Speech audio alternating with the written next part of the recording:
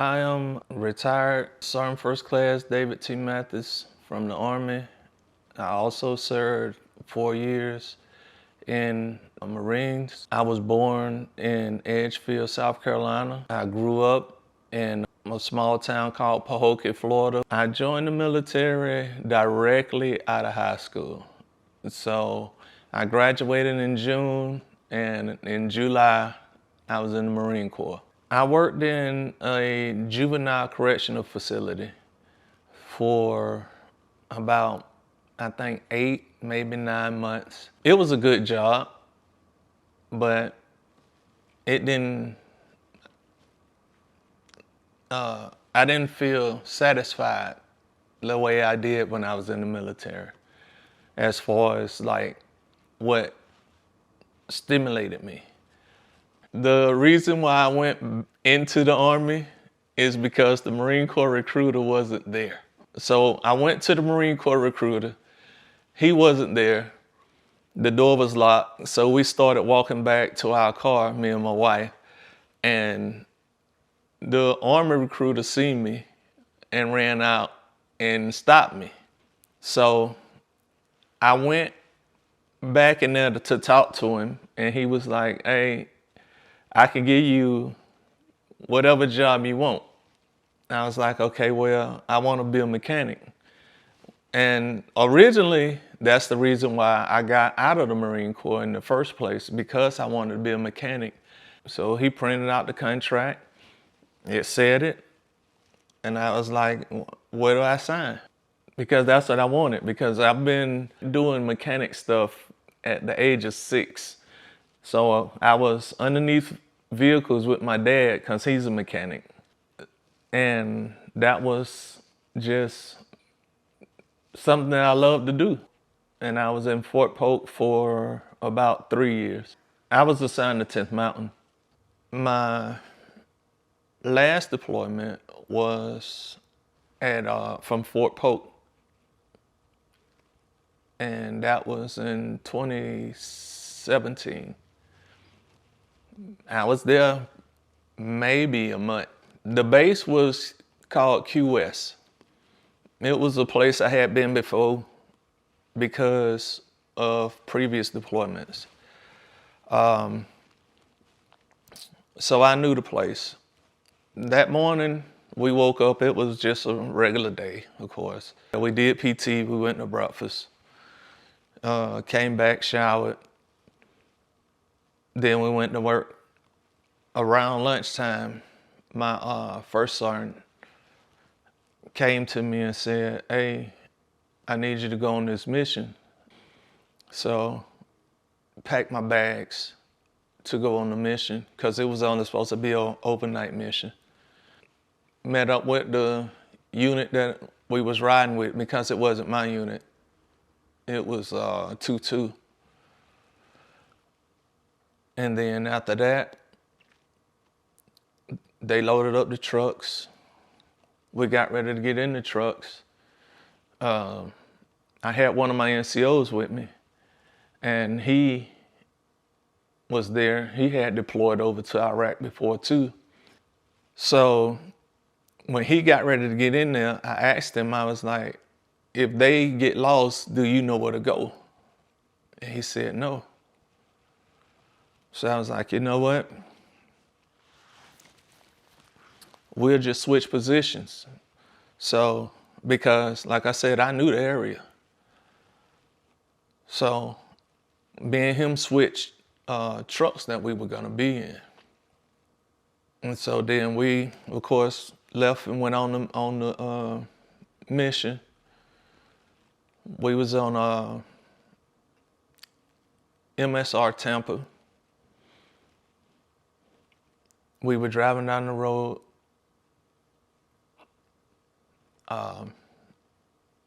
As we were going down the road, some of the supplies started falling off, because we was hauling water to a place that was isolated, and they didn't really get supplies that often. So supplies had to be brought to them. and it started falling off the truck, and we was trying to save as much of it as we can for them so that they can have as much as they needed. So we stopped, resecured it, and then started going again. As we was going, as we approached the checkpoint, we seen a flash on our left side. And so everybody stopped and pulled over because it was before the very first vehicle, which was the gun truck. After that, of course, we talked to each other over the radio to see what was going on. Then, once nothing else happened, we started going through the checkpoint. So we was going through the checkpoint one truck at a time to make sure. So the gun truck went through, and then I was in the truck behind the gun truck. So I was in the first vehicle, or second vehicle, I guess. So as we started going, my driver, Missildine, he started inching forward or driving forward. And when we got to what looked like a speed bump,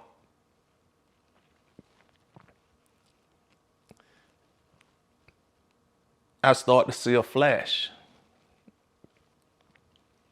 And I tried to yell stop, but before I could finish yelling stop,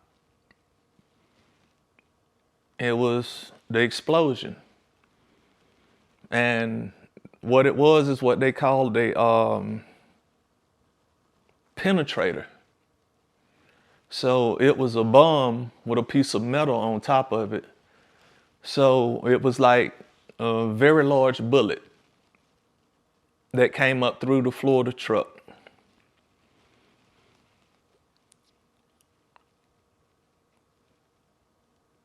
The truck was full of smoke. My legs were hurting. I tried to figure out what was going on with Missildine.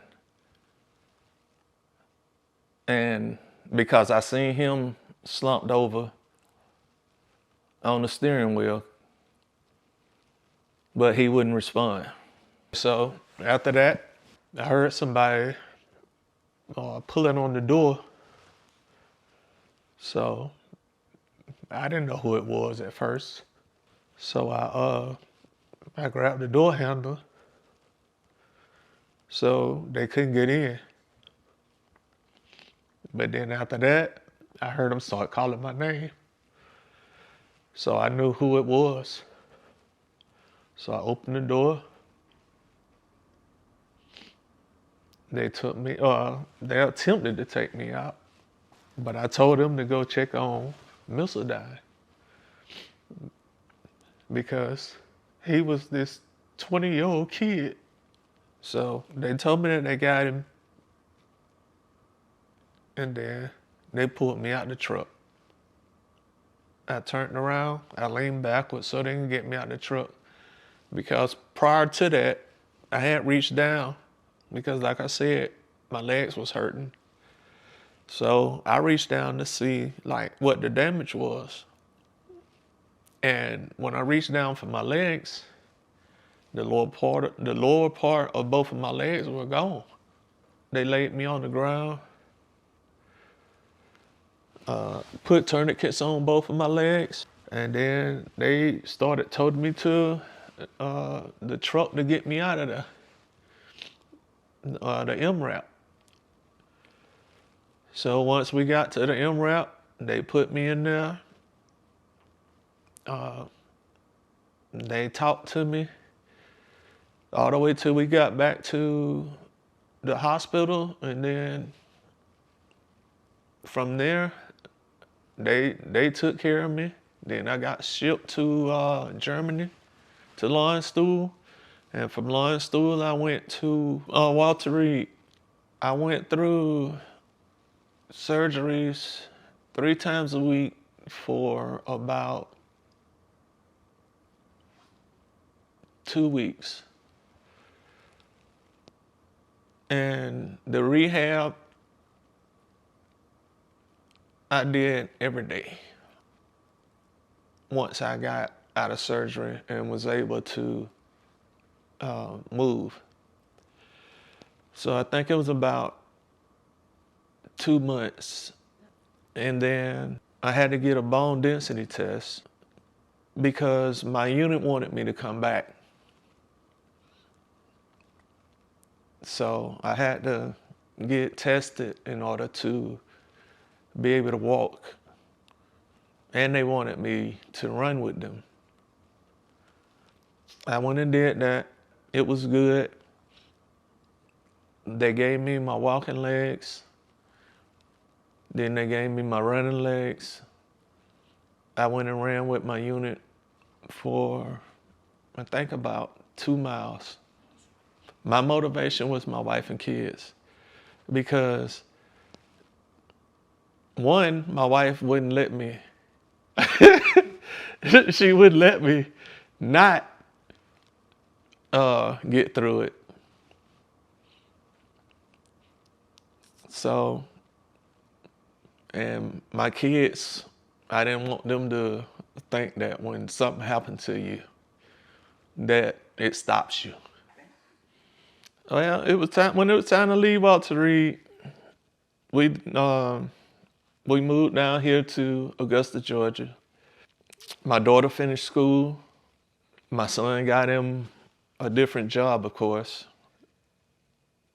And then me and my wife just trying to enjoy life.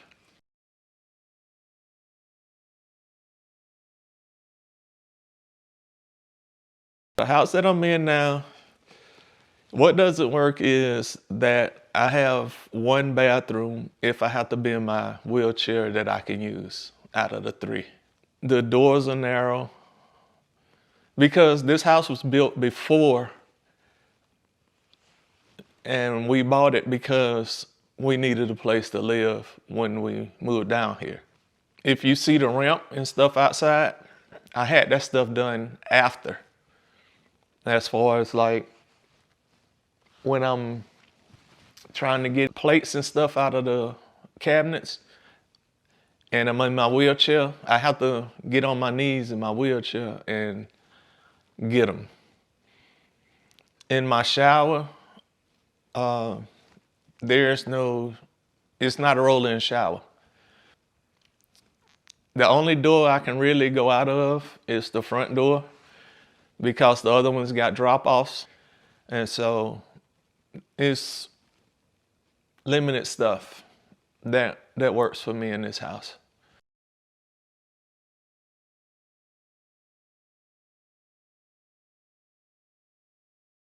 The way I got contacted was I got a text message, but they was like, "Hey, we want to meet with you." I was like, "Okay." And then they scheduled a meeting with me. They came down, they sat down, they did an interview. After the interview, they was like, "Well, Sir Mathis, we want to build you a house." And I just told them, "Thank you." Like I said, I never expected this. Not at all. And then with all the people coming in and volunteering to do this for free, that makes it even better. I feel blessed. And I think that's the best thing and the best way I can put it.